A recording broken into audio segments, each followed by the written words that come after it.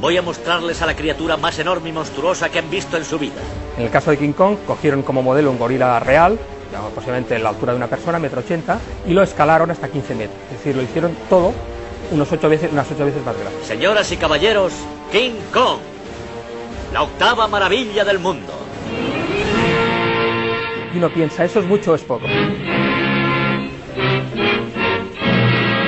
Hubo un señor que fue Galileo hace 400 años que ya, sin saber que King Kong lo iban a inventar muchos años después, ya pensó que las cosas no se podían hacer tan grandes como uno quería. No hagas caso, dispara rápido. Justamente un macho de ese género, digamos, pesa unos 240 kilos, pues uno llega a la conclusión de que King Kong pesaría aproximadamente unas 130 toneladas.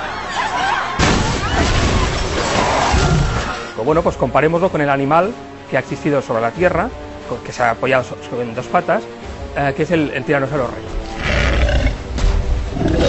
Bueno, los tiranosaurios rex más mayores que se han encontrado, sus dimensiones no superaban las 7 toneladas.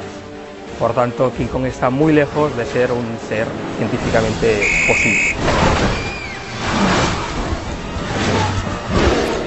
D'entrada, per què Tintín? Tintín ja sabeu que és aquest personatge que viatja per tot arreu del món i a l'Hergé se li va quedar petit a la Terra i va decidir enviar-lo en una de les seves aventures més famoses a la Lluna.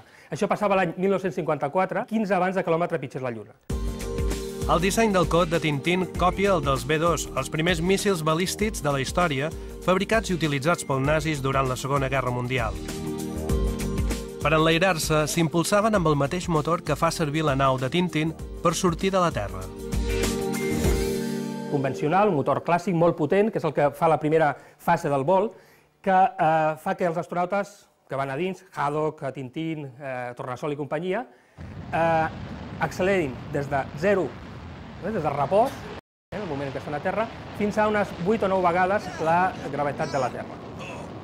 Això per què es fa així? Es fa així per assolir el que s'anomena la velocitat d'escapament. Ja sabeu que per sortir de la Terra es necessita assolir una velocitat que és aproximadament d'uns 40.000 km per hora.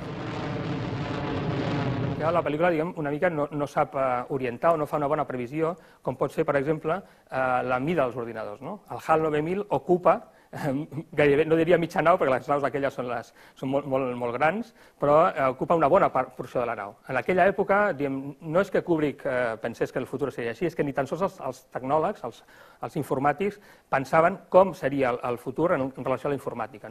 Es creia en aquell moment que com més gran millor, com més gran més potent. Tenia encara la idea dels ENIACs i dels ordinadors antics, més antics, diguem, en la qual la mida era un sinònim de potència de treball de la màquina. I per tant ell dissenya un HAL 9000, que és un ordinador molt gran. De fet, l'evolució tecnològica ha anat justament al contrari. Ordinadors cada cop més petits, més potents i més sofisticats. I una de les coses curioses és que els ordinadors d'avui en dia apenas tenen